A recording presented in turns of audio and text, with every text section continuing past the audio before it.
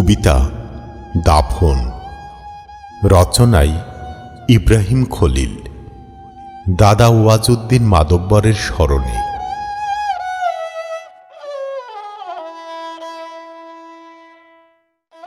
আজও ভুলি নাই দাদা তোমার মুখের শুভ্র সাদা দাড়ি, তোমারই হাতের আঙুল ধরেই হেঁটেছি যে সারা বাড়ি। তোমার সাথেই মেখেছি গায়ে বিকালের সোনা রোদ, বাঁচতে শিখেছি আঁকড়ে মাটি, শিখেছি জীবন বোধ। সেই তুমি দাদা নিষ্ঠুর হয়ে যখনই মুদিলে চোখ, নিমিষেই যেন পর হয়ে গেল এ বাড়ির সব লোক। পুকুরের ঘাট কাঁদিয়া উঠিল, কাঁদিল ভিটা মাটি, কাঁদিয়া উঠিল সেই ভেজা পথ যে পথে রোজ হাঁটি।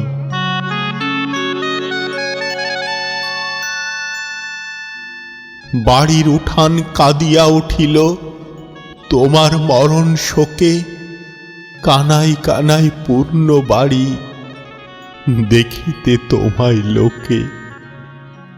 আহারে দাদা, সেই যে তোমারে শোয়া উঠানের মাঝ, চোখের পলকে সারিয়া ফেলিছে শেষ গোছলের কাজ।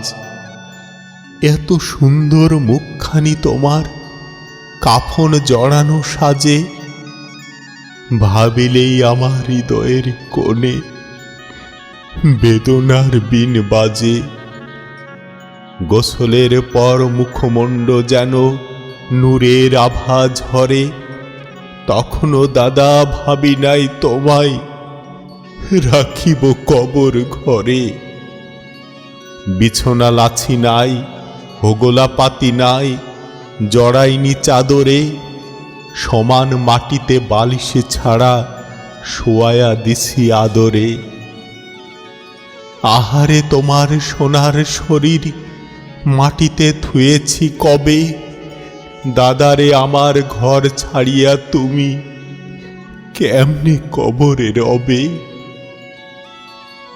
শিশু বলে আমি অত বুঝি নাই, কাঁদিয়াছিলাম কম, সেই কথা আজ ভাবিলে দাদা আটকায় আসে দম।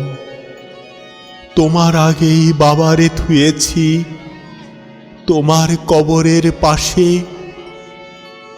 ভেঙে চুড়ে আজ বাবার কবর ছেয়ে গেছে বুনো ঘাসে।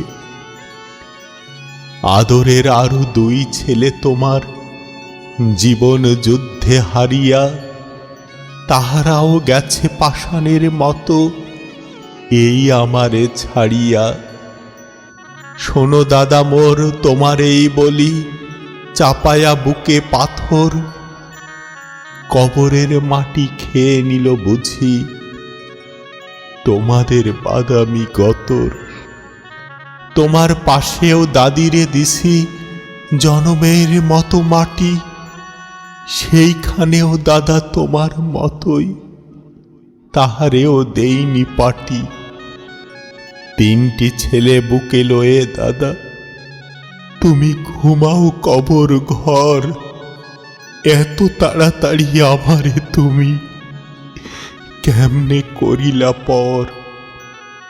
দুয়া করি দাদা দুহাত তুলে মহান রবের তরে, তোমার গোরের পাশেই যেন আমারে দাফন করে, আমারে দাফন করে।